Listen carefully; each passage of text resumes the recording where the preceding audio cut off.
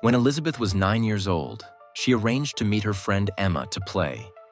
She was very happy that her mother allowed the meeting at such short notice. She was excited to see what her friend had planned today.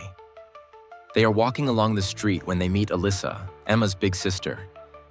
She's already 15, and although she sometimes seems a bit gloomy and unfriendly, Elizabeth likes her. But today, something is different. Alyssa sends her sister home. She wants to be alone with Elizabeth to show her a secret.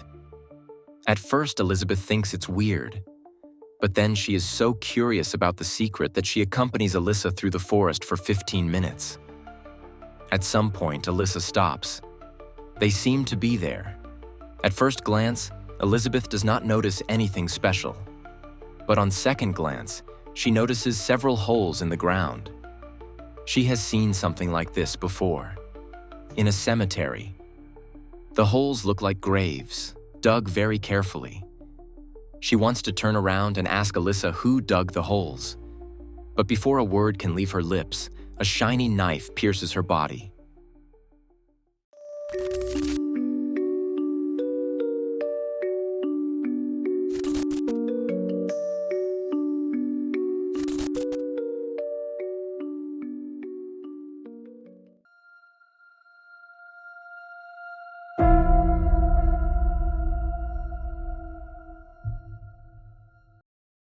Alyssa Bustamante was born on January 28, 1994. Her mother, Michelle, was just 15 years old when she was born, and her father, Cisano, is only a little older. The young couple is overwhelmed by parenthood. They would much rather continue their previous life of partying and drinking. And sometimes they do. Michelle regularly takes drugs and even drives under the influence of alcohol. Cesar is also unable to keep his hands off illegal substances. Nevertheless, the two of them manage to create a reasonably normal family life for Alyssa. After 5 years, Michelle becomes pregnant again and has twins. Alyssa is very happy about her 2 little brothers, but their parents' problems are getting worse and worse. Finally, Cesar is sentenced to prison for drug possession and assault. Michelle now has to take care of her 3 young children alone. Not long after, Michelle gets pregnant by another man, and they have a daughter named Emma. But Michelle still doesn't take responsibility for her children. The fridge is often empty, and the 23-year-old is often found passed out on the sofa sleeping off her intoxication. At some point, her parents Gary and Karen Brooke found out about Michelle and her grandchildren. They tried to help Michelle as much as they could and cooked for the children or took her grandchildren to their place. But whenever Michelle was alone with her children, she was unable to take adequate care of them. There aren't even enough beds for the children. In 2002, when Alyssa was 8 years old, Gary and Karen finally got custody of their 4 grandchildren. They wanted to offer the children a good life and a stable environment. Together, they moved from California to the small town of St. Martin in Missouri, which has a population of just 1,000. St. Martin is located to the west of the state capital, Jefferson City. Alyssa's grandparents move into a large house on the edge of the forest with their grandchildren. They hope that the quiet, rural location will bring a little peace into the children's lives, and their plan seems to be working. The family goes to church together every Sunday. Christian faith is very important to Karen and Gary. Alyssa's brothers and sisters quickly settle in. Only Alyssa has difficulties making friends. She has no friends and repeatedly says that she feels uncomfortable there. But her grandparents believe that Alyssa just needs a little more time to settle in. She does very well in school from the start. She always gets top marks and seems very happy about it. In her free time, she likes to write poetry. All in all, her grandparents see her as a happy child. A few years pass. In 2007, the family still lives in the beautiful house at the edge of the forest. Alyssa's half-sister Emma has become friends with Elizabeth Olten. The neighbor girl lives 4 houses down, and the two often play in the garden or at the edge of the forest. Elizabeth lives with her mother, Patricia Price, and her siblings Anthony and Stephanie. Her father, Dale Sr., and her brother, Dale Jr., are both in prison for theft. But Elizabeth is different. She's a very polite and kind child. She loves cats and the color pink. But Elizabeth is also very cautious. She's very afraid of the dark and of strangers, which is why she always avoids danger, at least when she sees it coming.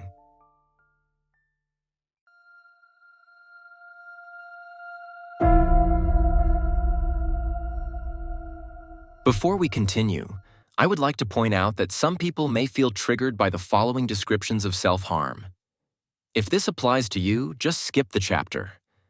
But self-harm will also play a role in the next chapters. Not as much as in this chapter, but still. So if you have to, you'll unfortunately have to skip this video. And now, on to the video.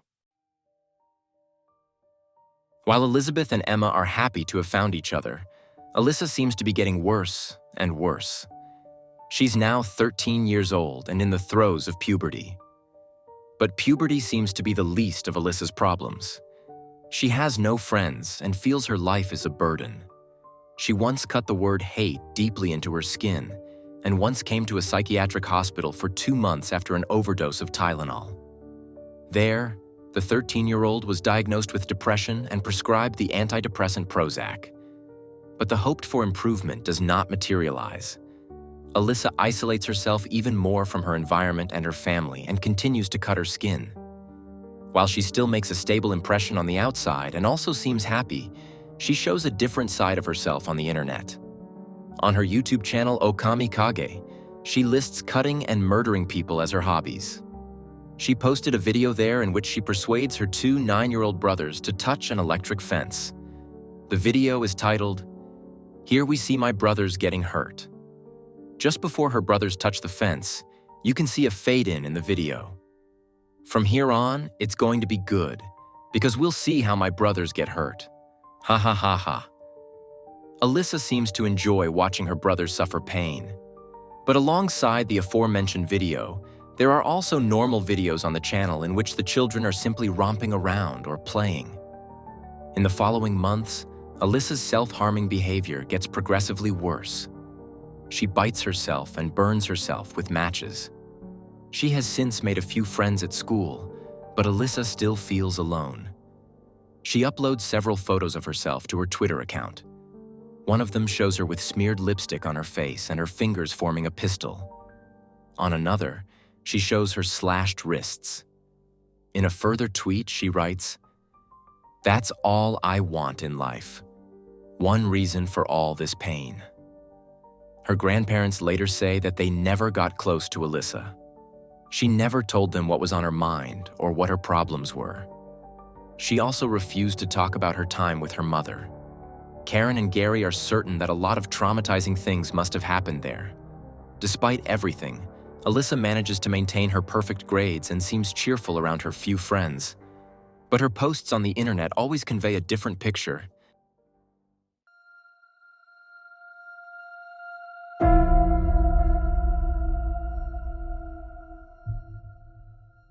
It is 5 p.m. 9-year-old Elizabeth is rehearsing for an upcoming school play. Her mother is preparing dinner when the doorbell suddenly rings. 6-year-old Emma is at the door, asking if she can play with her friend Elizabeth. At first, Patricia refuses because dinner will be ready soon. But her daughter and Emma beg so long that she finally gives in and allows them to play until 6 p.m. Elizabeth is thrilled and heads towards the edge of the forest with her friend. When Elizabeth doesn't come home by 6 p.m., Patricia knows immediately that something must have happened. This is because Elizabeth is very afraid of the dark and always conscientiously adheres to agreements.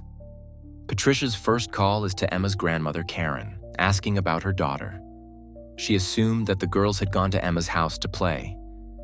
But Karen doesn't know anything about that and tells Patricia that Emma has been home for a while and that Elizabeth has never been there. Patricia has a bad feeling and alerts the police. The police question Emma first. She tells them that she and Elizabeth played outside for a bit, but that the 9-year-old soon went home. However, Emma changes her story a little later. It is unclear why she does this. Perhaps she feels that the police officers do not believe her. Now Emma reports that they were playing in the forest, and Elizabeth got stuck in a thorn bush. Emma then ran off to get her older sister Alyssa to help. The police search for Elizabeth until late into the night with more than 100 volunteers, but without success. The next morning, investigators manage to locate Elizabeth's cell phone. The GPS signal is not too precise, but it is clearly in the forest next to the houses. The police continue to search for Elizabeth with the help of dogs and helicopters. But the only thing they can find is an empty grave in the middle of the forest. The FBI is then called in.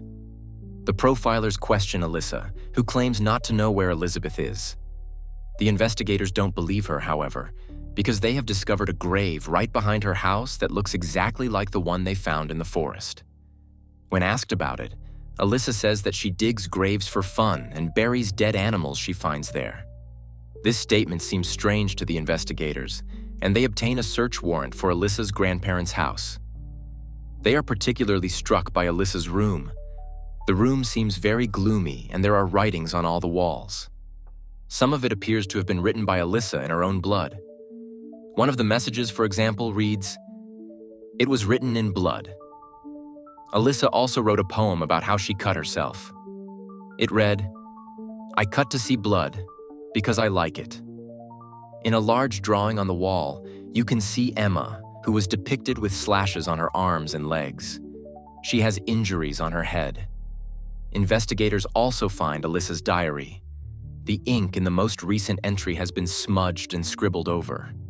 Only the last sentence is legible. "Okay, I have to go to church now. LOL." The date in the margin indicates that the entry was apparently written on the day of Elizabeth's disappearance. So the officers take the book to the station and use a black light to make the original entry legible. They are shocked when they read the 15-year-old's lines. "I just fucking killed someone. I strangled her and cut her throat and stabbed her. Now she's dead. I don't know how I feel. It was amazing. Once you get past the, oh my god, I can't do this feeling, it's pretty pleasant. However, I'm a little nervous and shaky at the moment. Okay, I have to go to church now. LOL."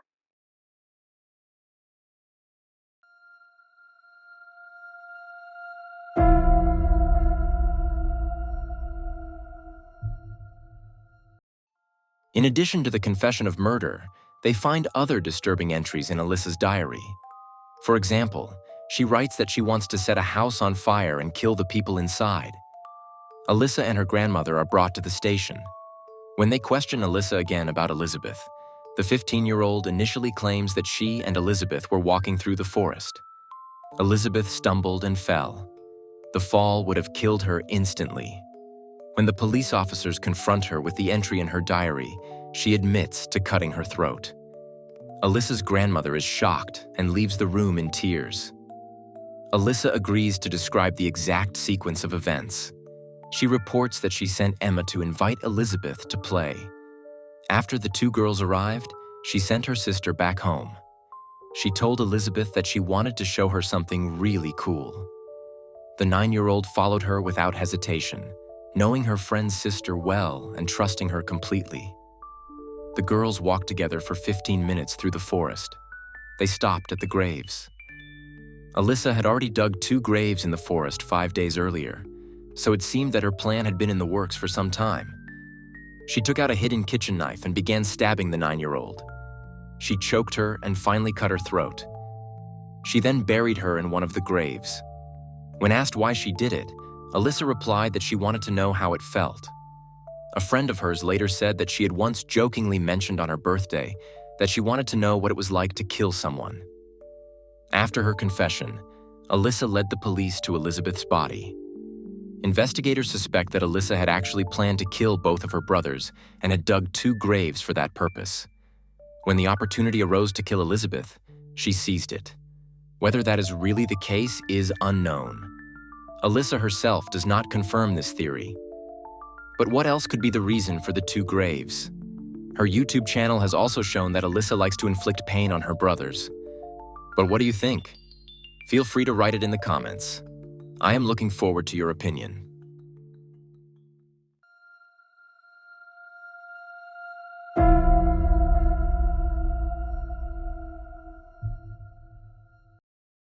On November 17, 2009, The trial against Alyssa Bustamante begins. Although Alyssa has confessed to the crime, she pleads not guilty in court. Her lawyer emphasizes her difficult childhood. Nevertheless, Alyssa is charged as an adult because of the severity of the crime. The district attorney, Mark Richardson, demands a life sentence plus 71 additional years. This would stand for the years of life lost by Elizabeth.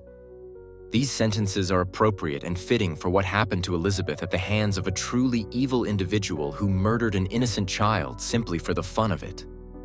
Alyssa's defense cites the 15-year-old's depression and suicide attempts. They see this as grounds for a lesser sentence. In addition, Alyssa was taking the antidepressant Prozac at the time of the crime. She had even increased the dose 2 weeks before the crime. It is possible that the medication could have played a significant role in Alyssa's actions. Her childhood was also filled with drug abuse, crime, and neglect. All the people she cared about had left her. The defense wanted to show how bad Alyssa's mental state was when she committed the crime. On January 30th, 2012, Alyssa finally pleads guilty in order to avoid the death penalty and be able to accept a deal. She's sentenced to 30 years in prison for murder. After that, she can be released on parole. In the end, Alyssa apologizes to Elizabeth's family. I know words can never be enough, and they can never adequately describe how terrible I feel about all this. If I could give my life to get them back, I would. I'm sorry. Patricia, Elizabeth's mother, feels that the sentence was too lenient. After the verdict is announced, she calls Alyssa a monster and not human. She says she hates everything about her. At Elizabeth's funeral, countless pink balloons rise into the sky. The guests also wear pink, the 9-year-old's favorite color. Elizabeth's father and brother, who are still in prison, were determined to attend the funeral, but they were not allowed. In October 2015, Patricia sued Alyssa for damages. 2 years later, Patricia was awarded $5 million. According to Alyssa's family, she still regrets what she did today. And that brings us to the end of today's video. An incredible act. Do you think the verdict is appropriate, or do you think the punishment is too mild? Alyssa had many problems and not an easy childhood. Of course, that doesn't justify her actions, but I think they could have done more for Alyssa. At times, she was even in a clinic, but apparently it didn't help her. They just tried to treat her quickly with medication, which didn't work either. I also wonder how attentive the grandparents really were if it apparently didn't bother anyone that a 15-year-old was painting all the walls in her room with her blood. Alyssa should have been helped much earlier. Or what do you think? I'm very curious to hear your opinion. Feel free to write me a comment. And by the way, if you also want to support the YouTube channel, feel free to leave a like and/or subscribe. And feel free to activate the bell. That really helps the channel a lot, because that way the video gets a lot of interaction shortly after it is uploaded. And videos with a lot of interaction on YouTube are suggested to people who have not yet subscribed to Insolito. And so we can grow, draw more attention to missing persons cases, and simply generate reach. This is especially important in the case of missing persons and criminal cases. Thank you in advance, and thank you for watching. See you in the next video. Ciao.